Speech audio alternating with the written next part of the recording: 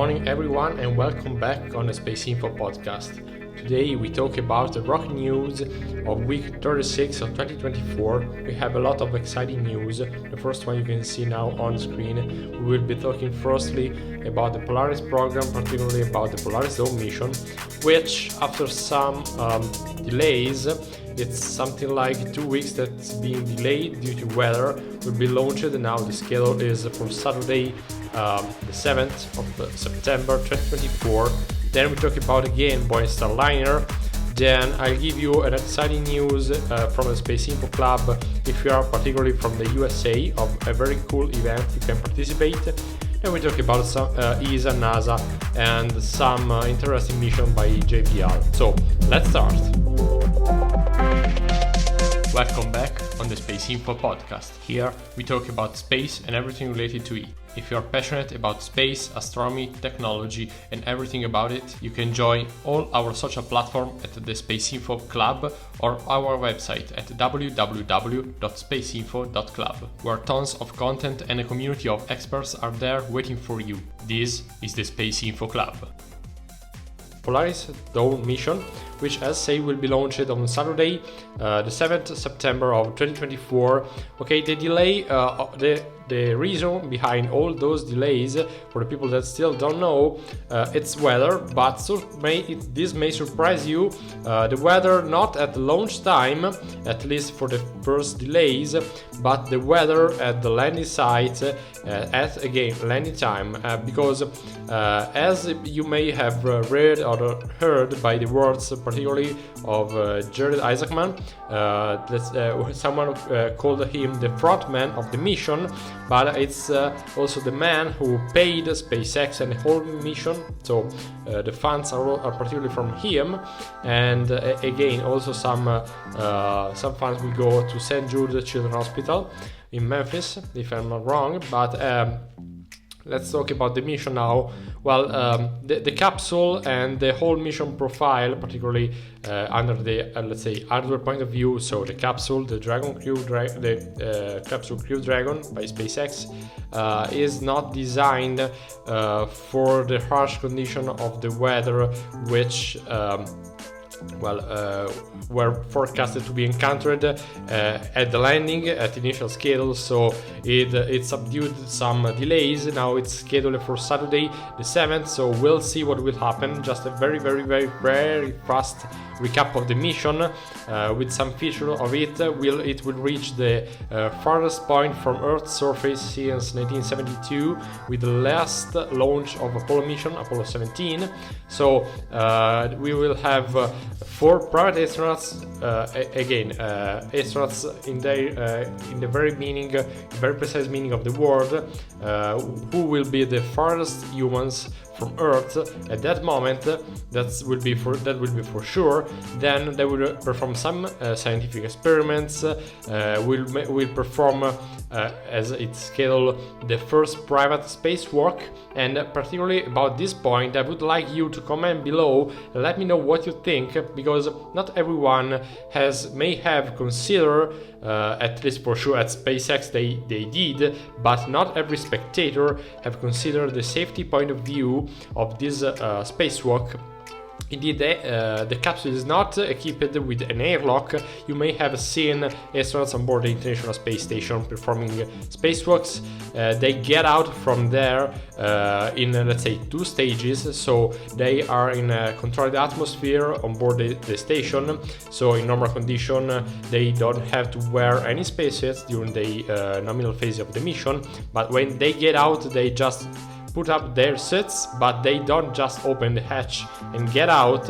So for sure they would just blow out all the internal atmosphere, so that's impossible. But what they will do in this case is that all the 4 astronauts, also the 2 that will remain inside the capsule, will have to wear their spacesuits, and 2 of them will get out of the hatch. So no airlock means that the whole internal atmosphere of the whole capsule will be blown out.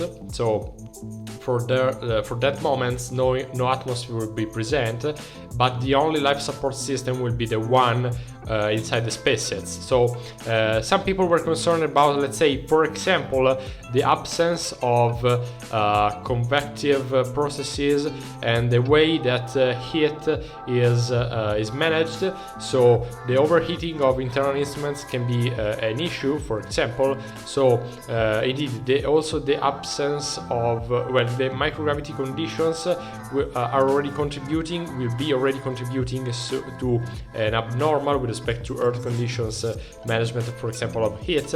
In this case, also the absence of atmosphere. So we'll see. This is also one of the reasons why this mission is so interesting and maybe innovative. We'll see. So the launch schedule, as said, is 3:38 a.m. EDT, which is 7:38 UTC time, September the 7th, 2024. The rocket will be a Falcon 9, and the launch site will be Kennedy, the Kennedy Space Center in Florida. So I'll be watching for sure. Let me know if you will be watching, and in case you are looking at this video later than the launch date, let me know how it was, if you assisted live or not. Now, another hot topic is the Boeing Starliner. It seems that also when they decided to undock the capsule in uncrewed configuration, some problems also came out. Well, more than one person on board the ISS said that strange noises were emitted by the capsule when still docked to the International Space Station. So this just turned out the concern of people on board and also of engineers and people on the ground. NASA say that these noises, which are no longer being emitted by the capsule, as emission is the right word, but that's what it seems.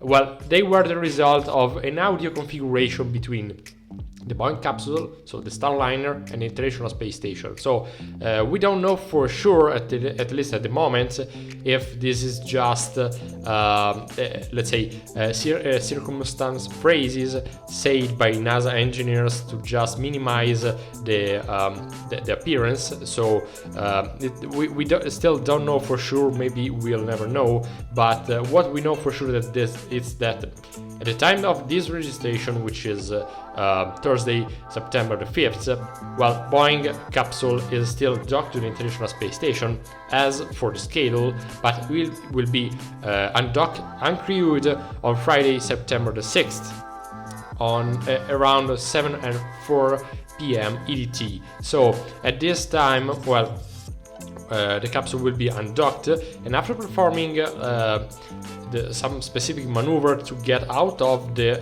safety sphere of the International Space Station, it will automatically perform landing maneuver. So we will start the landing sequence, so perform the retro rocket maneuvers, just decreasing the speed and then coming back to Earth. It should the appointment for the landing is Saturday, September the 7th. I've already mentioned this date because it's the same date of the schedule of the launch of Polaris Dawn. So very interesting Friday, this one coming this week. So let me know what you think. I don't want to just keep talking about Starliner because we have just released some few videos about this capsule, so you can find them in the description on our channel, which, by the way, I invite you to subscribe. It's free. You can also push that like button and share the channel with your friends. Again, it's free, but it will be of huge help to us to keep bringing you content for free, for sure.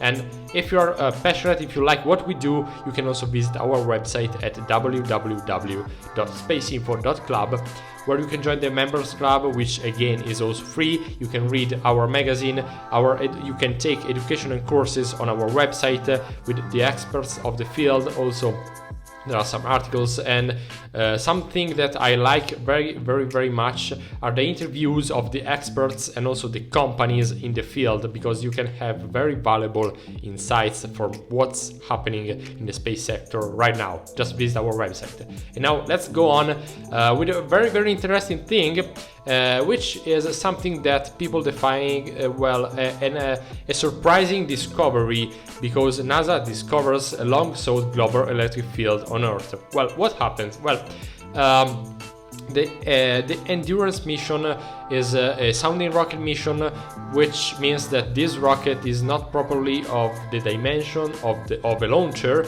It is much smaller. Indeed, also university projects and people studying at the university or just passionate about rockets can build this kind of vehicle and launch them in the atmosphere. Well, for sure, at least from the strictly physical point of view. Then, if you think about space law or aviation law, well, be careful. Just get information about your country, your zone, because maybe, probably you are not allowed to launch this sounding rocket into the atmosphere without an authorization, or just informing the authority, avoiding airplanes flying to that airspace while you are launching. Well, don't get too much worried if you are planning to do some kind of project, because it's very easy to get the NOTAM, which is the authorization and the information to the aviation authority. That's very easy. But now let's talk about this information. Well, a lot of people, scientists for sure, at the very beginning of the studies of the Earth's atmosphere, in particular the ionosphere, didn't think that this kind of phenomenon could happen. But when some people started thinking about the physics and what were happening over there, they found out that there could be an additional contribution to the electric field in the ionosphere. You can watch also the presentation video of the mission here while I'm talking with Glenn Collison, the principal investigation of the Endurance rocket mission. Well, what happens? It happens that in the ionosphere, thanks to the environment and the condition over there, the atoms, particularly the oxygen and the hydrogen atoms, can dissociate, which means that the molecula just are shrinked into their composing atoms. But what happens when these dissociations occurs? Well, atoms and ions are just generated from by dissociating the molecula, which means indeed, just because they are ions, this means that they have an electric charge.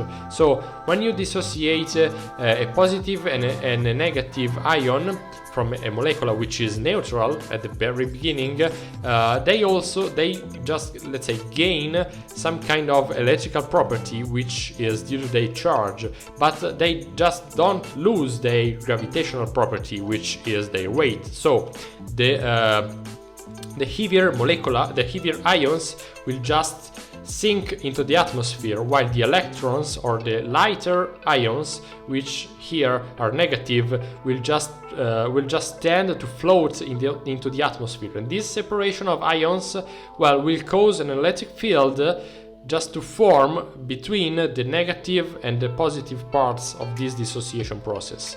What happens is that an electric field, if you just sum up the whole contribution of the whole molecular dissociated in this zone, you can just find out that there is a resultant electric field into a layer of the ionosphere. And this is a phenomenon that happens all over the ionosphere, all around the world. This mission, the Endurance mission, started very few years ago, and thanks to this experiment, allowed Glenn Collison and his team to find out that this phenomenon actually occurs and is very present, is particularly relevant into the atmosphere.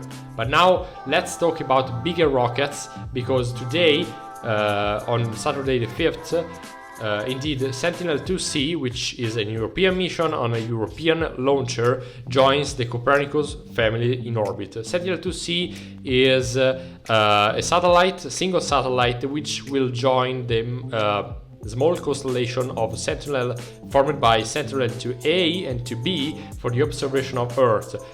It will replace Sentinel-2A as soon as the commissioning phase of the Sentinel-2C, which is the satellite launched today, will be ended. So, as you may know, there are different phases which are one consequential to the other of a space mission, and this is true also for the present mission, where you launch a satellite, but it is not immediately operative into the atmosphere. You have to deploy the solar panels, you have to test the very basic avionics on board, and then you start testing the scientific instruments. You have to be sure that they are properly working, so at least they have survived the launch, and then they are performing as expected. They are calibrated, they are giving you data, and these data are correct and they are scientifically valid. Once this is terminated, which can take some months, then you can start and you can begin operating the satellite in its proper life as expected, with scientifically consistent data. That's what we'll do Sentinel-2C. In a very few months we'll replace Sentinel-2A, which will be deorbited, and then Sentinel-2C and 2B, which will be orbiting Earth with a very steep angle, high in the atmosphere, something like 786 kilometers from the surface, and will pass over a single point every 5 days. So there will be soaring Earth's atmosphere, and we'll have a cycle, an orbital period of 5 days. So they are also they are phased with 180 degrees between each other, and they have very similar orbits, so they can pass over the same point with both the satellite, and then again on that same point after 5 days, and so on and so on. So what's on board the satellites?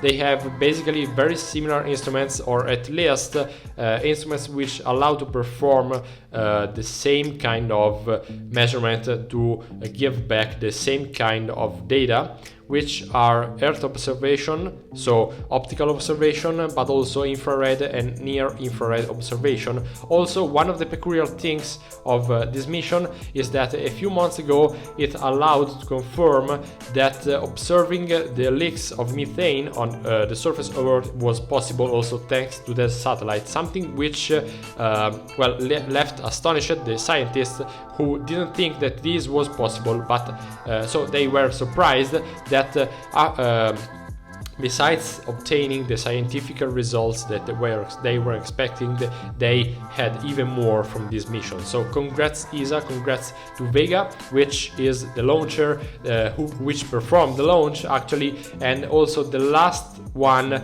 in his history after something like 12 or 13 years of history. Vega, the Vega rocket performed its last launch today and will be replaced by Vega C, a variant of this rocket, which will start operating in a few months, together with Ariane 6, which is the heavy lift rocket of Ariane Group, which is a fully European rocket company. So some of the missions were Proba 5, Aeolus, Lisa, and Pathfinder. But there are another story. If you want us to talk about this, just let me know in the comments. Let's go on with another interesting thing. This is not this is sort of modern space shuttle, because now we have come back to the USA. We are again with NASA, and this is the Dream Chaser. Don't get confused with the European space plane, which I challenge you to write his name in the comments. We have already talked about the European space plane. Also, we have interviewed Dante Galle, who is working at the European Space Agency at this super secret project. It's not super secret because everyone knows that the European space plane is being built, but there are some very interesting details that he let us know into his interview on the SpaceInfo Club magazine. Just give a look. Now let's talk about the space plane of NASA, which is the Dream Chaser. Well, the testing at the NASA's Armstrong Flight Center at the Edwards Air Force Base in California, they are just going on. And you can see also the Dream Chaser fully packed here, while before starting the environmental testing at NASA facility. They are going to be performed environmental, so atmospheric testing in terms of temperature, pressure, but also EMI, so electromagnetic interference to the space plane. They are very rigorous. The program is on its way since a few years, but it should start flying very soon. So we'll be just looking, and we'll see how it will go. So last news of this week, 36 2024. We'll just conclude the podcast with something that is useful also for the people that are just saying that space is useless on Earth. Well, now this is an image from NASA JPL with studies from space being performed on Earth. Indeed, they are performing underwater robots to venture deep below the polar ice. Indeed, as you may know, maybe you have heard about this, polar ice is melting more and more over the years, so the thickness is coming thinner and thinner of the polar ice, and so scientists wanted to study how much thinner is becoming over the years. So they just sent semi-autonomous robots below the surface of the ice, so into water, something like 300 feet, which are 100 meters more or less below the surface, into the water, with the semi-autonomous robot which are performing the studies and the revelations. So they are gathering data from the ice, which is actually melting, and this is something which has environmental repercussion here on Earth by the use of space technology. So I invite you to give a look because it's very interesting. It has a lot of ideas and features to let you think about how we can exploit the use of space here back on Earth. I just let you know that on Sunday I will publish an interview here on the YouTube channel and also on the podcast on Spotify and all the streaming platform with Joseph Kenrick, who is someone, I just leave you with the doubt, who is working at Lunar Outpost, and he is working for the Australian Space Agency, collaborating with them. They are releasing a rover which will go to the moon, and well, a lot of interesting talks have been done during that interview, also talking about space business and how it can be done in the future and here in the very next few months. So that's a very interesting interview, Sunday in 3 days. So just subscribe, share the channel with your friends, let me know what you think. This is the SpaceInfo Club. See you in the next video.